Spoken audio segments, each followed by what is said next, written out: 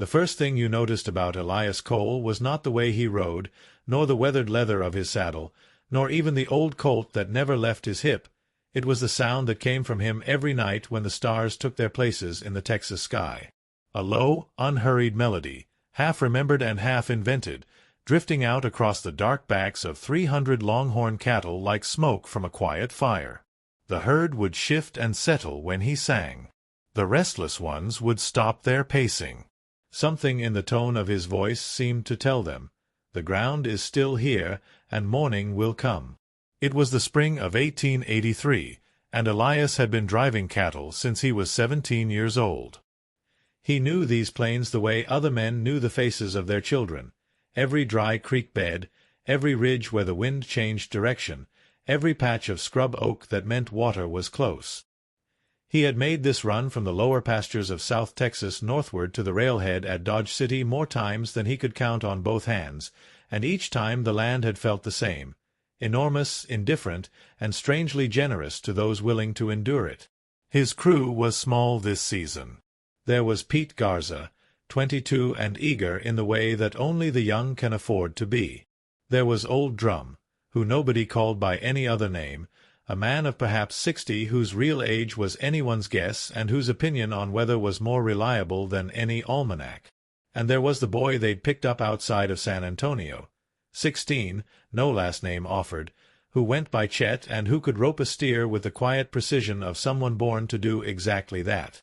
4 men, 300 cattle, and a trail that stretched north like a long scar across the face of the earth. Elias had no reason to believe this drive would be different from any other. The grass was thin but not desperate. The sky was clear. His horse, a dark roan mare he called Sunday, moved beneath him with the steady patience of a creature that had long ago made peace with distance.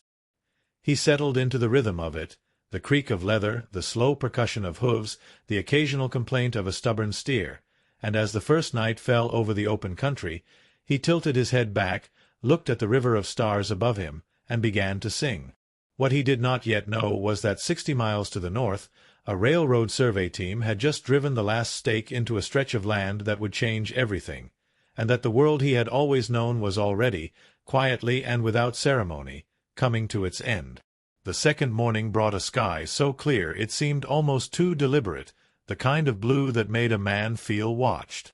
Elias rose before the others, as was his habit, and walked a slow circle around the herd while the cattle still lay in their loose, warm cluster, their breath rising in small clouds in the cool pre-dawn air. He counted them by shadow and instinct more than by sight, his lips moving slightly, and when he finished he nodded to himself. 300, all present, none spooked in the night.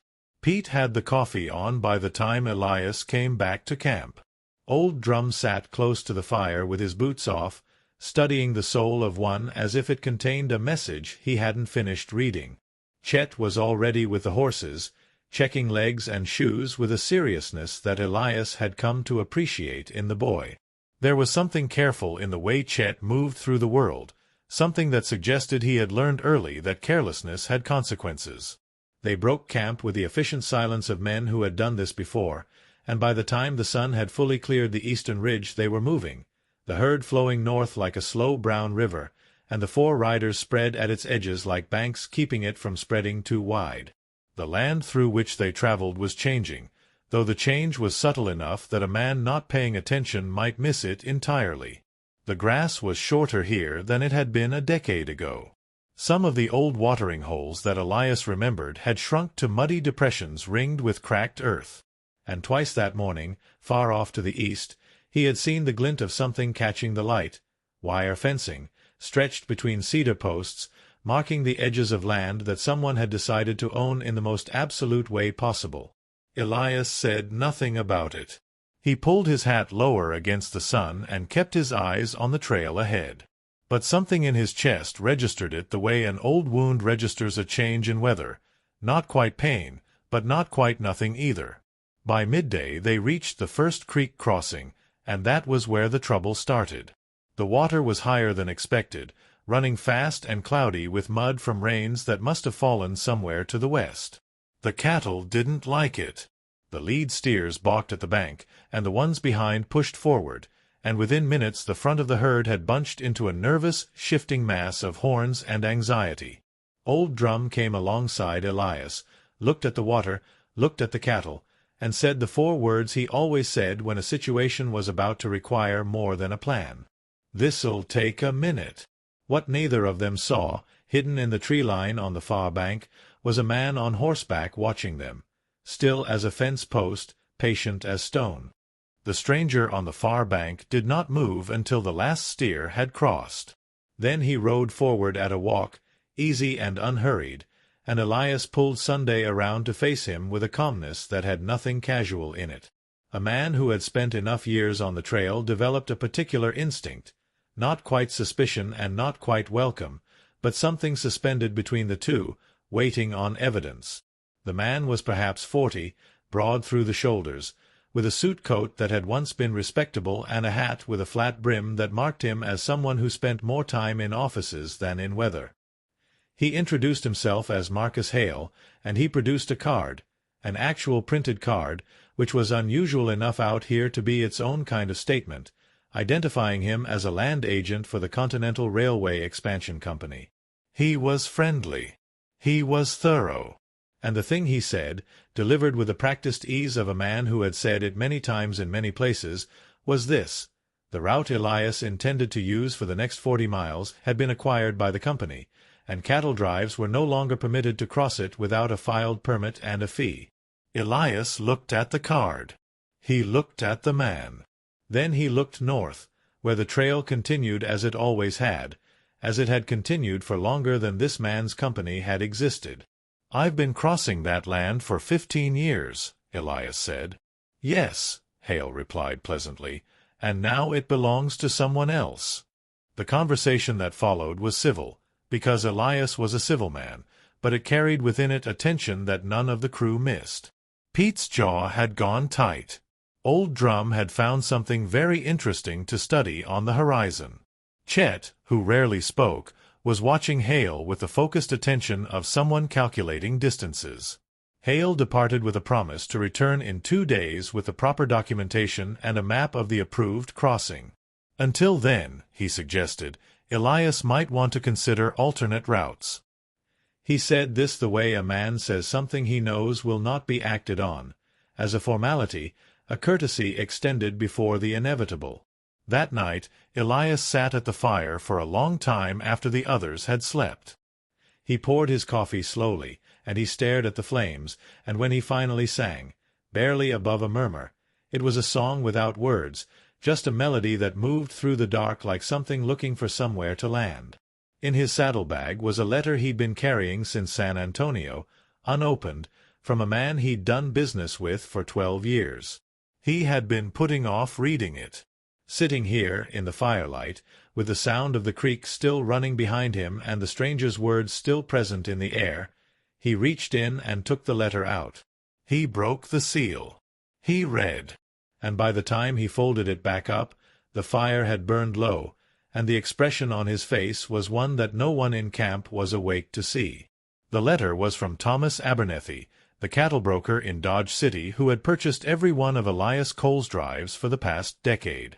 Thomas was a straightforward man, the kind who said what he meant in as few words as possible, which made the letter both easy to read and difficult to sit with. The market, Thomas wrote, was changing. The railroads were bringing cattle directly from the ranches now, loading them at pens built right there on the range, eliminating the long drives entirely. The price per head at the Dodge City yards had dropped sharply. Several buyers had already moved their operations. Thomas would honor his agreement with Elias for this season, as a matter of principle, but he could not promise what the terms would look like next year. Next year. As if it were already decided. As if the conversation about next year was simply a formality. Elias folded the letter and put it back in the bag and did not speak of it to any member of his crew.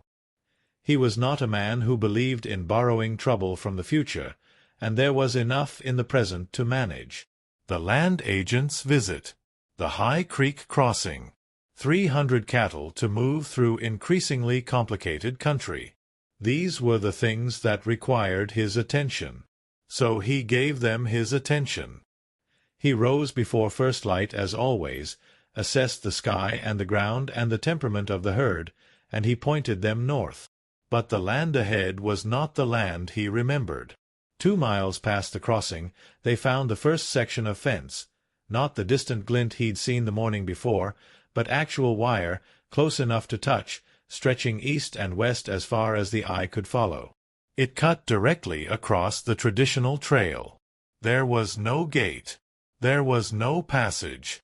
There was only the wire, taut and indifferent, and beyond it, grass that looked exactly like the grass on this side, the same rolling plain under the same open sky, divided now by something thinner than a man's finger and stronger than most arguments.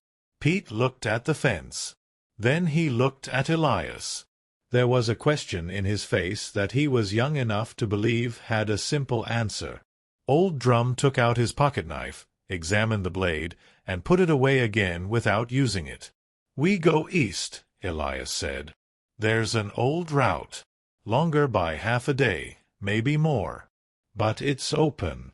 "Was open," Old Drum said quietly. Elias looked at him. "Passed this way 2 years back," Old Drum said. "That's when the fence was a rumor.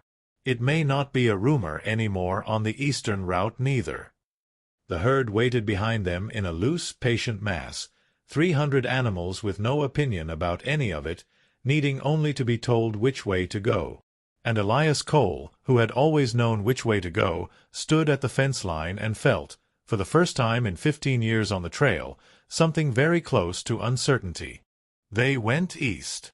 The route was longer, the ground rougher, and by mid-afternoon the cattle were tired and beginning to show it, the trailing steers bunching too close, the lead animals slowing without being asked.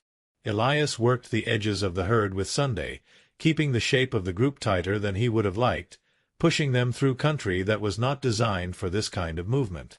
There were shallow draws and rocky outcroppings that forced the herd into bottlenecks, and each time this happened Elias felt time sliding through his fingers like dry sand.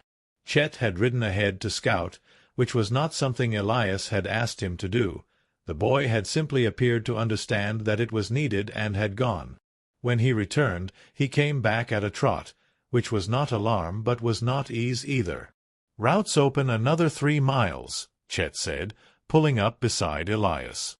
"But there's a homestead sitting right across the narrowest part of the pass. Fenced garden, wagon, couple of horses in a pen. Family. Kids." Elias nodded. "They've got water? Windmill. Settled. Tank looks good. Move. Then we go politely." He found a slight so. smile somewhere. "You ever met a homesteader who didn't want to talk?" Chet had not. Nobody on the trail ever had. It was one of the reliable truths of the country, that the people most isolated from the world were often the most willing to spend an hour discussing it with anyone who came through. The homestead belonged to a couple named Harlan and Bess Morrow, and they did, in fact, want to talk. Bess appeared at the fence line with a directness that said she'd been watching them come for the better part of an hour and had already made her assessments. She was perhaps 35, with the steady gaze of a person who had long ago decided that anxiety was a luxury she couldn't afford. Harlan came from the far side of the garden, wiping his hands on his trousers, a man who moved carefully, like someone who had learned to conserve energy the way desert creatures conserve water. They permitted the herd to water at their tank, one group at a time, while Elias and his crew rested the horses. Bess disappeared into the house and returned with cornbread wrapped in a cloth, which she handed to Pete without ceremony, as if feeding trail riders was simply part of the day's maintenance. What she said, over the sound of the cattle moving to and from the tank, was this: a crew of railroad men had been through just 10 days ago, measuring and staking. "The stakes ran right through the old North Trail," she said. "Right through it."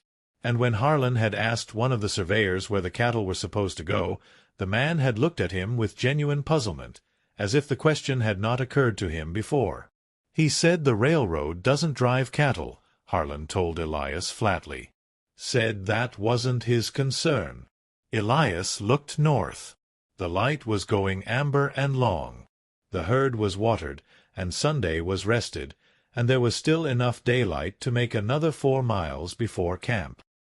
He thanked the Morrows and meant it and turned the herd north again, and for the first time Pete rode up beside him and asked the question the boy had been holding since the fence line. "Elias, are we going to make it through?" Elias kept his eyes forward. "We always have," he said. It was a true answer. It was not, he understood now, the same as a yes. They made camp that night beside a long, shallow draw where a thin line of cottonwoods marked the presence of underground water. The roots of the trees had found it even if the surface gave no sign, and Elias thought about that while he dug a small well with the camp shovel. How much of what sustained a thing was invisible, running beneath where the eye could reach? He hit water at 3 feet, clean enough, and the horses drank slowly while the herd spread out across the grass in the particular peaceable arrangement that cattle found when nothing was threatening them. Supper was beans and salt pork and the last of Bess Morrow's cornbread, divided 4 ways. Old Drum had found a wild onion somewhere and added it to the pot, which improved things considerably. They ate without much conversation, the kind of quiet that comes not from tension but from a shared tiredness that has been honestly earned. After supper, Pete produced a battered harmonica from his shirt pocket. Elias had never seen it before and said so. Pete shrugged with the particular nonchalance of the young, said he'd been carrying it since Laredo, never quite found the right moment.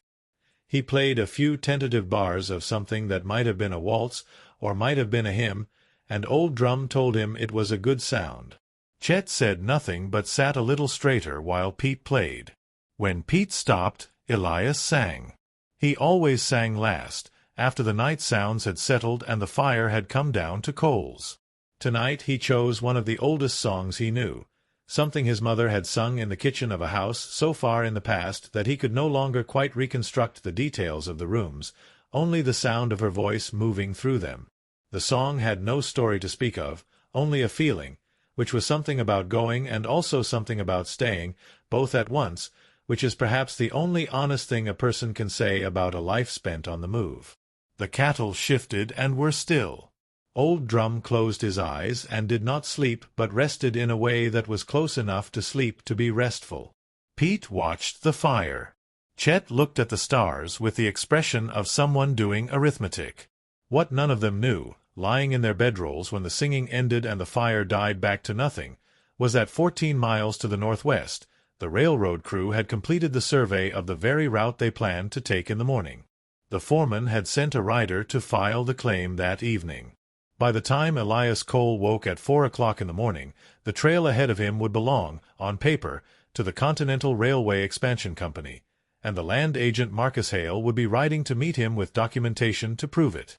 Marcus Hale arrived before breakfast. He rode up from the south, which meant he had tracked them, which was a fact Elias filed quietly and did not comment on. The man had a second rider with him this time, younger, who stayed 20 yards back with the careful positioning of someone trained to observe. Hale himself came forward alone, the same pleasant expression he'd worn at the creek crossing arranged across his face like something he'd put on that morning with his coat. He had the documentation. He spread it across the flat of his saddlebag. Papers with printed letterheads and official-looking seals, property surveys and grant numbers, the kind of paperwork that turned open land into a diagram. Elias looked at it without touching it. "I understand this is an inconvenience," Hale said. "It's more than that," Elias said. "Yes," Hale agreed, as if inconvenience and catastrophe were points on the same spectrum and he had simply underestimated the distance between them. "The company is prepared to offer compensation for drives that have to reroute. A modest sum, but something." Old Drum made a sound at the far edge of the camp that was not quite a word.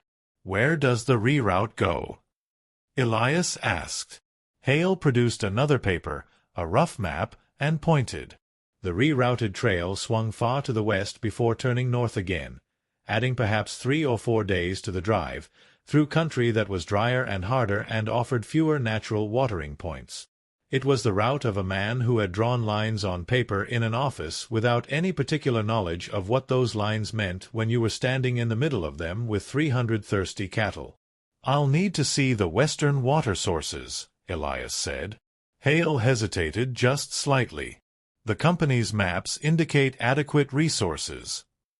"I'd like to see the maps." Hale produced them. Elias studied them with the attention of a man reading a terrain he knew better than the person who had drawn it, and what he saw in those maps was a confidence that had not been earned by experience, a set of assumptions made from above, about a world that operated from the ground. The watering points marked were seasonal at best. 2 of them Elias recognized as places that went dry by early summer in anything but a wet year, and this had not been a wet year. "This route will work," he said carefully, "if we move faster than planned and hit the first water by Wednesday midday."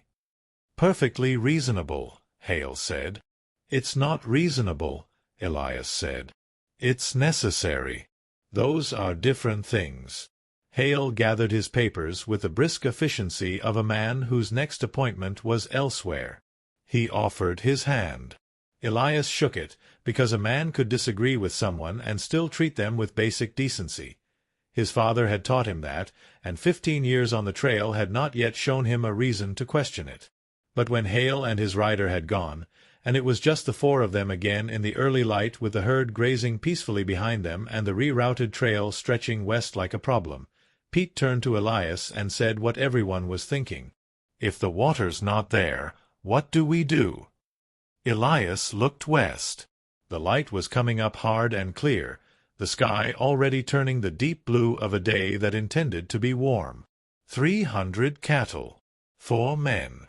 Water that may or may not exist at the end of a company map drawn by someone who had never crossed this country on horseback.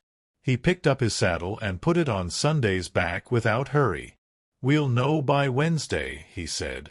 The western route was harder than it looked on paper, which is a sentence that has described more than one catastrophe in the history of maps. The ground turned rocky within the first few miles, the kind of terrain that slowed a herd without warning, steers stopping to negotiate obstacles that a horse could step over easily, but a 1,200-pound longhorn approached with the full weight of its hesitation. Elias and his crew worked constantly, circling and pressing, keeping the column from spreading into the rock fields where the going was worst. Old Drum rode point and set the pace, reading the ground ahead with eyes that had been doing exactly this since before most people's fathers were born. He found the smoothest lines through the terrain, sometimes detouring 50 yards to spare the herd a bottleneck, the kind of small decisions that accumulated over a day's travel into either a crisis or a clean arrival. Today it was going to be the latter, Elias thought. The old man was in good form, his instincts sharp, his communication with the land so practiced it barely looked like reading at all. By noon they had covered 7 miles, which was slower than necessary but better than feared. The sun was high and direct, and the cattle were beginning to show the slow-motion restlessness that preceded real thirst, heads lifting more often, attention wandering from the grass. Elias watched this with the diagnostic precision of someone who had seen it before and knew exactly how much margin remained between discomfort and crisis. The first marked water source on Hale's map was a place called Catfish Spring, a name that suggested a time when the terrain had been wetter. They arrived at what had been Catfish Spring in the early afternoon and found a depression in the earth ringed with dead grass, a scattering of dry alkali crust, and approximately nothing else. The ground cracked under Sunday's hooves in a way that said, "Nothing here in months." Chet looked at Elias. Pete looked at the ground. Old Drum said nothing. Elias took out the company map and looked at the next marked water, 9 miles further on a place labeled only as Seep/Tank, in penciled letters that suggested the mapmaker had not been entirely confident in this entry either. 9 miles! With a thirsty herd and the afternoon heat at its full strength. He calculated. He recalculated. He folded the map. "We push," he said. They pushed. Elias moved to the rear of the herd and drove from behind, which kept the pressure even and prevented the slower animals from falling back. Old Drum opened the pace slightly at point, trusting that the front animals would move because the ones behind them were being persuaded to. It was the geometry of a herd. Pressure applied at one end translated all the way through to the other if you understood the angles. The afternoon was long. The cattle walked with the increasing reluctance of the truly thirsty, and Elias sang to them as he rode, low and rhythmic, the kind of sound designed not to entertain but to keep a thing moving that might otherwise stop. Old trail hands had always done this, not out of sentiment, but because it worked, because something in the sound of a human voice resolved into a cattle herd and smoothed its edges and kept it from making decisions that nobody wanted it to make. He was still singing, low and steady, when Chet came up hard from the north at a gallop, not alarmed, but with the compressed urgency of good news delivered at speed, and shouted two words that everybody needed to hear. Found water. The tank was not on the map. It appeared to have been built by someone who had actually lived in this country and understood what living in it required. A simple earthen dam across a natural runoff channel, maybe 20 yards across, the water inside it dark and still and absolutely real. The cattle smelled it from a quarter-mile out, and the whole dynamic of the herd shifted, the front animals lifting their heads and the trailing ones pushing forward, and Elias had to work to keep it from becoming a rush. A cattle stampede to water is not violent in the way a panic is violent, but it is dangerous in its own way. Animals pressing from behind, the heavy surge of 1,200 pounds of urgency into a space that can only accommodate so many at once. Elias and Pete spread the herd along the bank as best they could, letting them approach in sections, talking them down from the urgency with voice and presence the way you'd talk a frightened person out of a doorway. Old Drum was on the far side doing the same. Chet worked the middle, the youngest and the quickest, filling gaps before they became problems. It took 2 full hours to water all 300 animals properly. By the time the last group pulled back from the bank and began to graze the thin grass around the tank, the afternoon light had gone golden and long, and all 4 men were tired in a way that had a specific quality, not the tiredness of failure but the weighted satisfaction of a thing done right under difficult circumstances.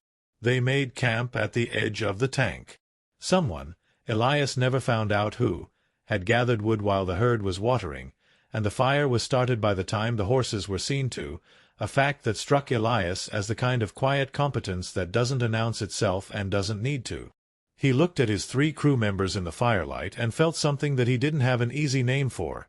Not pride exactly, more like the particular satisfaction of being in the right company when things are hard. That night, while the others slept, Elias walked the perimeter of the resting herd in the dark. It was something he did most nights, not out of anxiety but out of habit, a final accounting, a listening. The cattle breathed and shifted in their sleep with the large, unhurried movements of creatures at rest, and the sky above them was extraordinary, the Milky Way laid out in its full extravagance, more stars than any one set of eyes could address. He stood at the edge of the herd and looked up for a long time. He thought about Thomas Abernethy's letter, about Marcus Hale's maps, about the fence line stretching east and west with the absolute indifference of a thing that doesn't require your opinion. And he thought about something Harlan Morrow had said back at the homestead, almost in passing, the way the most important things often arrive, quietly, as if they don't want to make a fuss.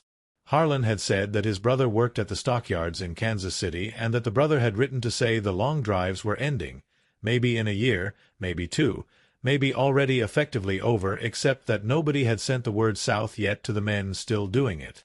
Elias had not let himself sit with that statement until now. Standing in the dark with 300 sleeping cattle and the stars burning overhead, he sat with it. He looked at the herd. He looked at the sky. And then, very quietly, he sang one verse of a song that had no ending. Just a verse, and then silence, and then the sound of the planes doing what the planes always did, which was to continue. Something in the distance caught his ear. Very faint. Very far. The sound of a train whistle, carried on the night air from somewhere to the east, where the tracks already ran. He listened until it faded. Then he went back to his bedroll and lay down and looked at the stars until sleep came for him. But before it did, a thought settled in him that he would carry now without quite knowing he was carrying it, a thought like a stone dropped into still water, sending rings outward that he wouldn't see until morning. Maybe this is the last one. Elias said nothing of what he'd been thinking. It was not his habit to bring the weight of an idea into camp before he'd finished carrying it himself, and this one still felt unexamined at the edges, uncertain in the way of something real that hasn't quite been confirmed yet. So he rose before light, made coffee, and when the others woke there was nothing in his face that suggested the night had been anything other than ordinary. They broke north from the tank with the herd rested and the morning cool, and the country improved almost at once, the rocky ground giving way to good rolling grass, the sky wide and clear, a breeze from the northwest that carried the smell of rain that had fallen somewhere far away. The cattle moved well. Old Drum set a pace that kept them comfortable without losing time, and by mid-morning the drive had found its rhythm again, that specific groove of movement where everything functions together and the effort becomes almost invisible. Pete was riding easy and attempting to whistle something through his teeth when he spotted the rider on the ridge. He called out to Elias without alarm, but with the careful attention of someone who has learned to notice things that don't belong to the landscape. The rider came down from the ridge at a walk. He was perhaps 50, broad-faced and deliberate in his manner, and he wore a badge on his coat that caught the sunlight briefly. Not a town marshal's star, but something else, something that said federal or territorial. He introduced himself as Agent Briggs, Indian Territory Administration, and he said it pleasantly enough, but there was an efficiency to the way he carried himself that said pleasantries were not his primary product. The issue, Briggs explained, was this. A portion of the route north ran through land that was under dispute between the territorial government and the railroad company, and there was a question of which legal authority governed the right of passage. Drives had been coming through this corridor for 20 years, he said, but the question of whether that established any formal right had not been resolved. Until it was, the territory's position was that a permit was required. Elias looked at this man with the measured patience of someone who has been required, in the space of 1 week, to absorb a great deal of information that does not fit comfortably into any category he has previously carried. "What does the permit cost?" he asked. Briggs named a figure. It was not ruinous. It was, however, real money, applied to a drive that was already going to come in below margin given the market changes Thomas Abernethy had written about. "And if I don't have it? Then you'd need to go around the corridor." Briggs paused. East or west? East was fenced. West was the dry route they'd just come through. North was the goal. The corridor through the disputed land was the only practical way forward. Elias paid the permit fee from the camp's operating tin, which he kept in his saddlebag. He did not discuss this with the crew while Briggs was present, only counted out the money with the calm of a man who has calculated the cost of a thing and found it within the boundary of what can be endured. He took the paper receipt and folded it alongside Thomas's letter and Marcus Hale's route documentation, a small growing collection of papers that marked, in their way, the complications of an era. After Briggs rode off, Old Drum came alongside and said nothing for a long while. Then he said, "How much left in the tin?" Elias told him. Old Drum made the sound of a man doing arithmetic. Then he looked north, where the trail continued unimpeded for the first time in days. "We'll make it," Old Drum said. He did not say it with enthusiasm. He said it the way a man says a true thing that he wishes he didn't need to say, matter-of-factly, because the facts were what they were, and pretending otherwise was a luxury neither of them had ever been able to afford. They rode north. The land opened. The herd moved with a kind of ease that almost made you forget the week behind. And 12 miles ahead, Elias did not know, a small town had grown up in the space of 18 months around a railroad depot, where 3 men in eastern suits were already discussing whether to finance a new system of cattle pens right at the source, eliminating the need for the drives entirely. The town appeared on the horizon like an apology for the open country. It was called Meridian Flats, though Elias had never heard of it, which meant it had grown up since his last drive, which meant a year and a half at most, and yet it already had the look of permanence. A water tower, a grain elevator catching the late sun at its metal top, the geometry of rooftops laid out in a grid that said street plan and civic intention. Smoke from cook fires and the blacksmith's forge rose into the late afternoon sky with the casual confidence of a place that expected to still be there next year. Elias did not need to go through the town, but he needed to pass within sight of it to reach the night's grazing, and as they brought the herd along the low ground east of the settlement, people came out to watch, not with hostility, but with the complicated curiosity of townspeople looking at something that still existed. A group of boys ran alongside the far fence to keep pace with the herd, laughing and shoving each other, their high voices carrying on the wind. An older woman stood at the gate of a painted house and watched with an expression Elias couldn't read at this distance. A man in shirt-sleeves came out of what appeared to be a hardware store and stood on the wooden walkway with his arms crossed, not unfriendly, just watching. Chet rode up beside Elias as they passed. "You think they've seen a drive before?"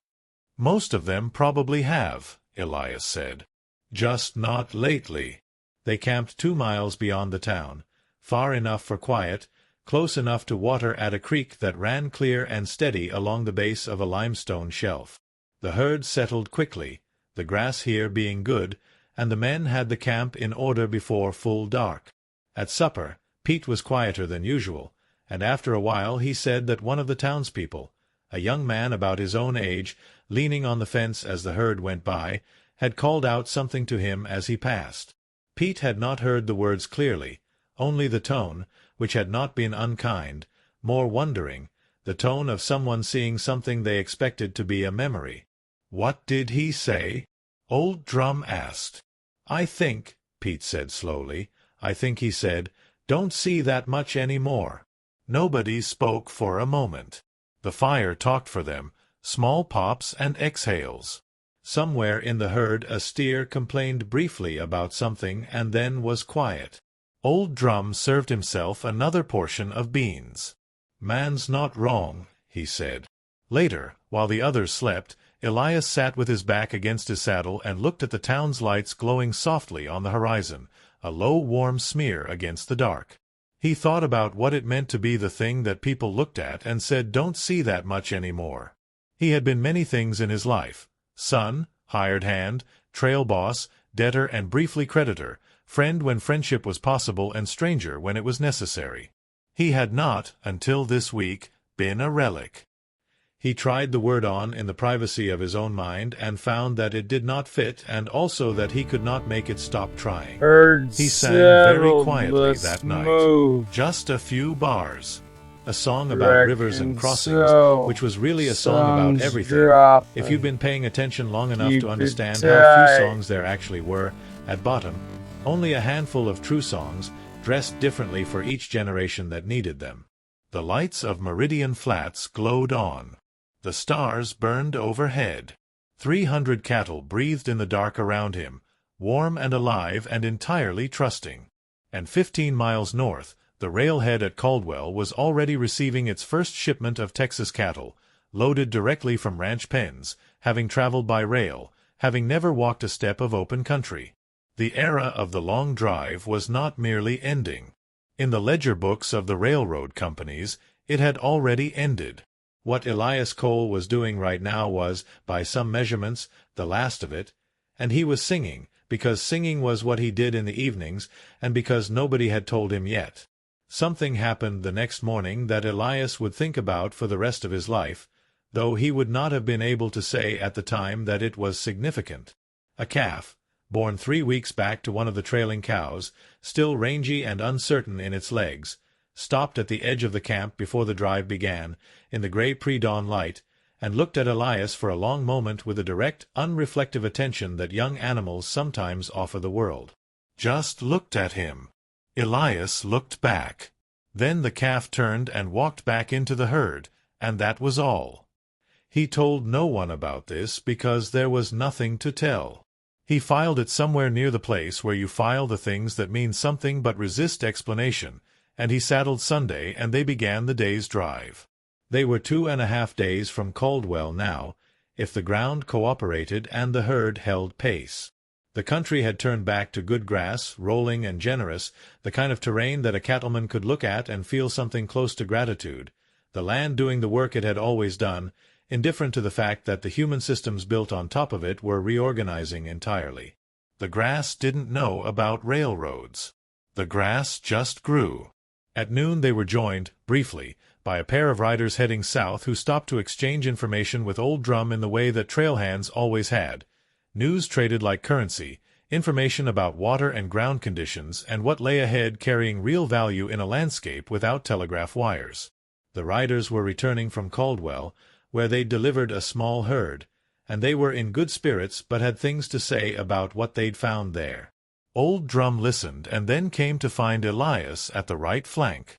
"The market at Caldwell," Old Drum said, pulling up alongside, "is changed." Elias waited. "The yards are there, same as ever. But there's less space reserved for driven cattle than there used to be. More of the pens are set up for the rail deliveries." The price being offered, Old Drum paused here in the deliberate way he paused when the news required preparation. "The price for walk-in cattle is lower than what Thomas's letter suggested.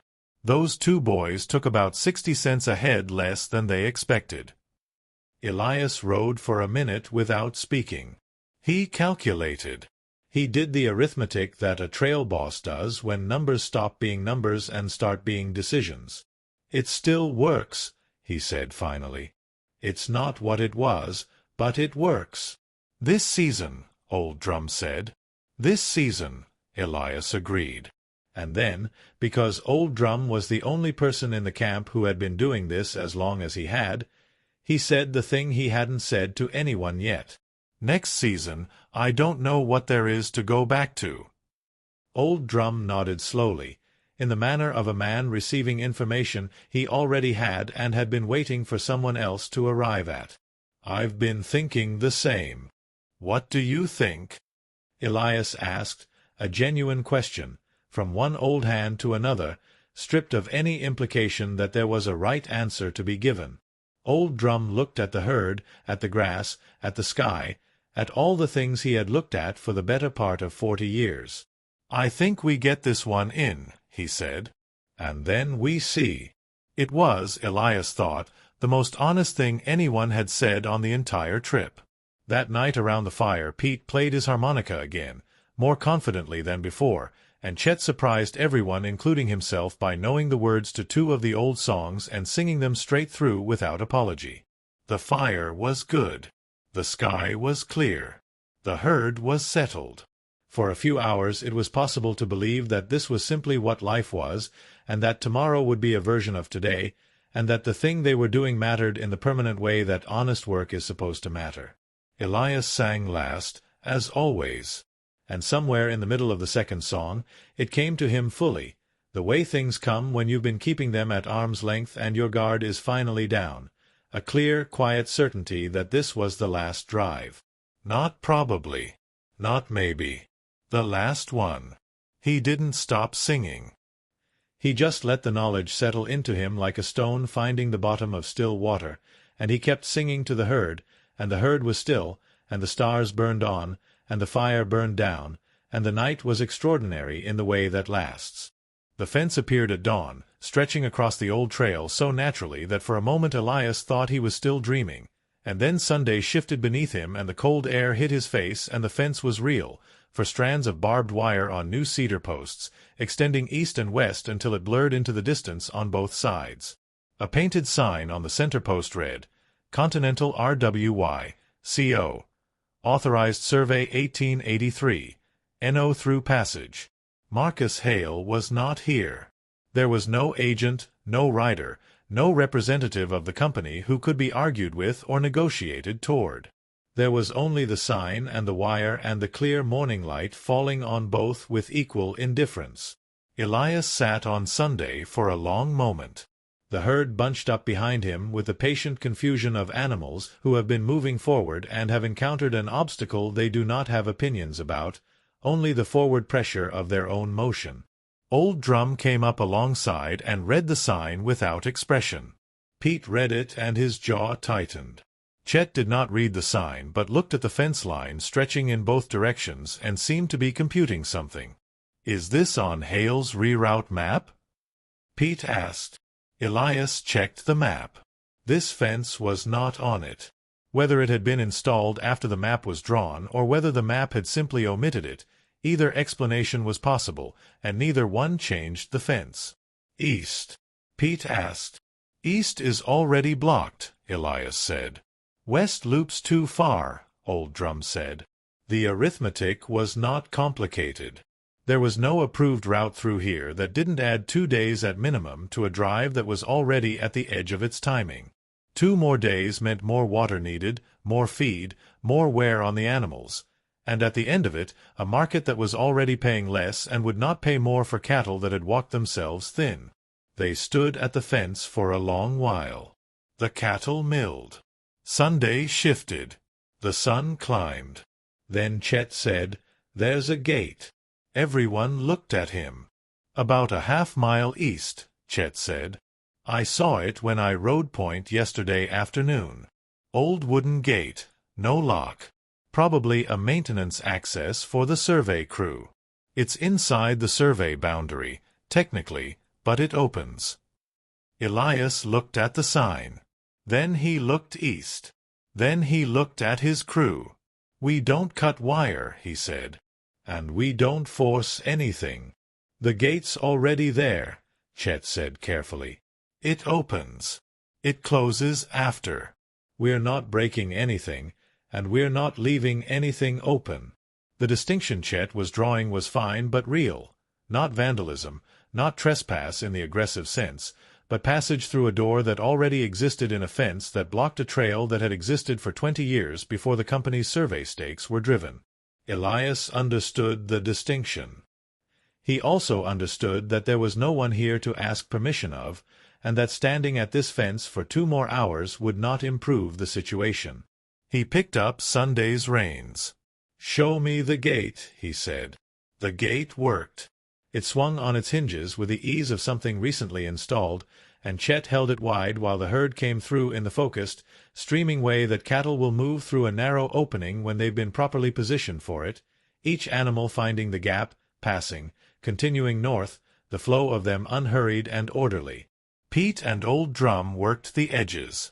Elias counted from the gate, watching each animal pass, and when the last steer came through he looked back at the empty trail behind them, the fence and its sign now south of them, and swung the gate shut and latched it.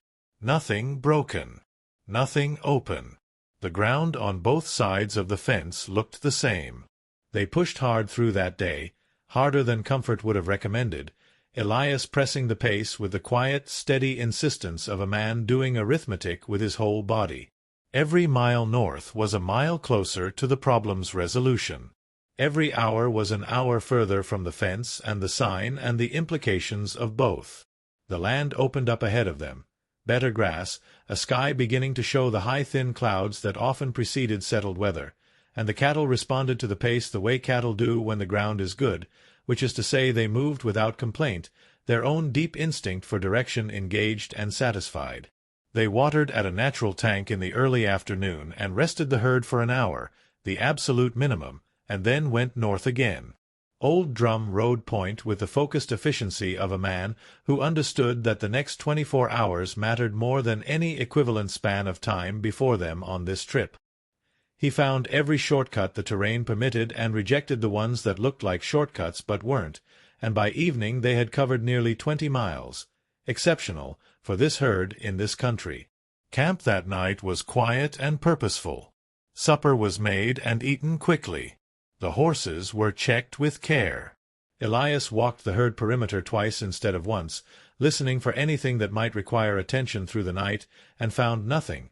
The cattle calm, the sky clear, a half-moon rising over the east ridge with the steady, unhurried confidence of a thing with nowhere particular to be.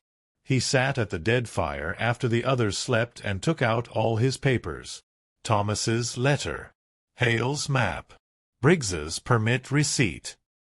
He laid them out on the ground in the moonlight and looked at them, these documents that had accumulated over the past 2 weeks like evidence in a case that no one had formally opened. Each one described, in its own language, the same thing, the world rearranging itself around a practice it no longer needed. Not with malice. Not even with particular awareness that it was doing so. simply the impersonal machinery of change, turning in the directions it turned. He folded the papers back carefully and put them away, and then he did something he almost never did. He sang without any cattle nearby to sing to, just to the dark and the moon and the grass and the silence. A song about far places, about things that do not come again, about the grace of a thing that has been done as well as it can be done. He sang it through twice, quietly, and the sound of it drifted out into the empty country and was absorbed without echo. One more day to Caldwell. One more night on the trail. And somewhere behind him, he knew, though he still had not said it aloud to any living person, that when this drive was done and he turned south again toward Texas, he would not be coming north like this again. The trail would still be there. The grass would still grow. But the world that made the trip necessary, the whole intricate web of need and practice and tradition that had sent 300 cattle walking northward for weeks at the direction of one man's voice, that world was already something that would have to be explained to children who hadn't known it. He tucked that knowledge carefully back into the place where he carried it. Tomorrow he would bring the herd in. The last full day of the drive began with a kind of morning that feels, in memory, as if it were arranged.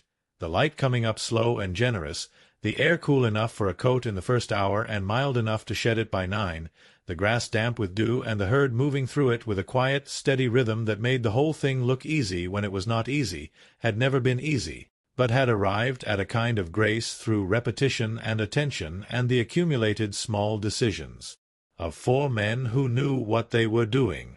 Old Drum rode point and did not speak until noon. Pete worked the east flank with a steadiness that had not been there 3 weeks ago. Something about the trip had settled in him, the way experience settles, not as wisdom in the formal sense, but as a kind of quiet recalibration of what a person is capable of.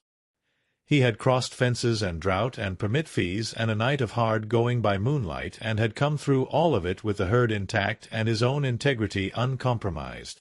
Elias watched this with the private satisfaction of a man who has seen a young person discover something reliable in themselves. Chet found, at mid-morning, a rider on the ridge who turned out to be a boy of perhaps 12 on a gray pony, watching the herd with the open-mouthed attention of someone encountering something that exists at the outer edge of what their world has shown them. Elias rode up to him. The boy's name was Will. He was from a farm 6 miles east. He had heard the cattle from the farmhouse and had ridden over to see. He had never seen a cattle drive before. He looked at the herd moving through the grass, 300 animals, the slow brown motion of them, the dust rising in the still air, with an expression that Elias recognized without quite being able to name, the look of a person watching something large and real and irreplaceable. "Are you the trail boss?" Will asked. "I am," Elias said. "Where did you come from?" "South Texas, outside of San Antonio." The boy's face worked with the effort of making that distance real in his mind. "All the way. All the way." Will looked at the herd again. He looked at Elias. He said, with the straightforward honesty that children sometimes achieve before they learn that honesty requires management, "My father says they don't do this anymore." Elias held the boy's gaze for a moment. "Your father is a wise man," he said. He left Will on the ridge, still watching, the gray pony still, both of them small against the sky, and rode back to the drive. He did not look back. He rode forward, north, which was always the direction, and he found his place on the right flank and kept his eyes on the cattle and the country ahead. By late afternoon the outskirts of Caldwell came into view, familiar and strange at once, the way a place always is after time away from it. The water tower. The stockyards. The sound of the rail yard carrying on the wind, a sound that Elias had always heard as the end of the journey and now heard as something else as well, a sound that contained everything Thomas's letter had described. The future was not coming. The future was already there, assembled and operational, waiting patiently for the present to catch up. They brought the cattle in through the south gate of the yards as the sun was going down, and it was one of the cleanest final approaches Elias had ever run, the herd staying tight and manageable all the way to the pens, the gatemen ready and professional, the whole thing accomplished with a minimum of noise and effort. The gate swung shut behind the last steer. The count was verified. 300 head, all present. Old Drum rode up beside Elias as the yard hands took over. He said nothing for a long while. Then he said, "Clean count." "Clean count," Elias agreed. The two men sat on their horses in the fading light and watched the cattle settle into the pens with the last sounds of the drive. Hooves on packed dirt, the low conversation of the herd adjusting to enclosure, the gatemen calling out numbers. Behind them the sun was finishing its business with the day, and ahead of them the stockyards of Caldwell went about the work of commerce, practical and indifferent, and somewhere in between those two things Elias Cole sat on a dark roan mare named Sunday and felt the exact weight of an ending. That night the four of them ate supper in a proper building for the first time in 3 weeks, a meal that arrived on plates and came with chairs and a table and a ceiling, and it felt strange in the way that normal things feel strange after a long time away from them. They ate and they talked, about the drive, about the fence, about the boy on the gray pony, about Old Drum's decision to add a wild onion to beans on the third night out, which everyone agreed had been a contribution of considerable importance. Nobody said it was the last one. Everybody knew. After supper, walking back to where they'd bedded the horses, Elias stopped on the wooden walkway outside the building and looked south, back the way they'd come, across the dark and the distance and the days. The stars were out. The prairie lay quiet in every direction. And he sang, very quietly, just to himself, just to the dark, the song with no ending, because there were no cattle to sing to now, and no fire to sit by, but the habit of it was in him as deep as anything, and the night was large, and the song was the right size for it. He stayed in Caldwell 3 days to settle the accounts. Thomas Abernethy's man was there, a younger fellow named Corey, who handled the transaction with the competence of someone performing a task that had become more routine and less profitable in equal measure. The payment was what Thomas had promised, less than it had been, more than it might have been, sufficient to cover the drive's expenses and leave something beyond that. Elias paid his crew what they were owed and then some, because the trip had asked more than most, and the men had given it. Old Drum took his pay in coins and bills, folded it into a pocket, and shook Elias's hand with both of his, a gesture Elias had never seen the old man make before, which meant something. They did not discuss what it meant. They understood each other in the way of two people who have spent enough time in silence together that silence itself has become a language. Pete was heading to Wichita, where a cousin had offered work. He was 22 and beginning. The road from here opened rather than closed. He said goodbye with a mix of gratitude and forward motion that belongs to the young, and Elias watched him ride east with the recognition that the boy would go on to things that this life had not prepared him for, and that this was exactly right. Chet did not say where he was going. He took his pay, rolled it, and tucked it away, and he looked at Elias for a long moment with the particular expression of someone storing a thing carefully in memory. Then he said, "I learned what I came to learn." He did not elaborate. He rode south. Elias spent the last morning in Caldwell walking the stockyards, not out of sentiment but out of the lifelong habit of learning whatever a place had to teach. He watched the rail pens, where cattle from several ranches had arrived by train, clean, rested, none of the trail-worn leanness that walk-in cattle carried. He watched the grading and the pricing. He watched the efficiency of it, the system operating with the smooth economy of a thing that had solved the problem it was designed to solve. He did not resent what he saw. He understood it. Understanding and endorsing are different things, and a man could hold both at once, could see the logic of a change and still feel the loss of what it replaced. He rode south out of Caldwell on a clear morning, Sunday moving easy beneath him with the settled pace of a horse heading home. The trail ran south through grass still green from recent rain, the sky above it wide and pale blue, the horizon in every direction unbroken. He rode for an hour before he sang, and when he did it was not to a herd. There was no herd, only the open country, the horse, the sound of hooves and wind, but to the land itself, which had always been the real audience anyway. He sang the old songs. He sang them straight through, all the verses, without abbreviation. He sang about rivers and crossings, about distances, about the particular quality of a fire on a cold night when the work is done and the stars are out and the men around the fire are good men doing honest work in a way that the world will not require much longer. He sang about sky and grass and the things that stay when everything else changes, the permanence beneath the motion, the ground that holds while the seasons run. He sang about the last of things, which is also a song about the first, because every ending is someone else's horizon.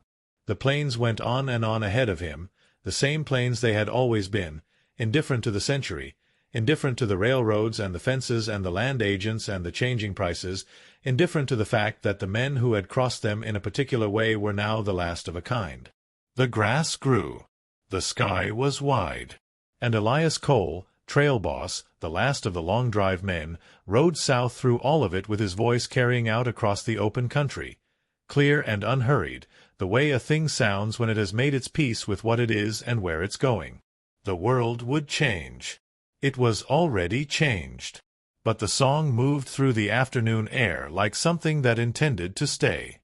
And somewhere in the long beautiful distance between what was and what was coming, it found the space where it belonged, held between the earth and the sky, between the first note and the last, in the country that does not keep time the way men do, that only keeps going, the way land does, the way a song does, long after the voice that carried it has moved on down the road and out of sight.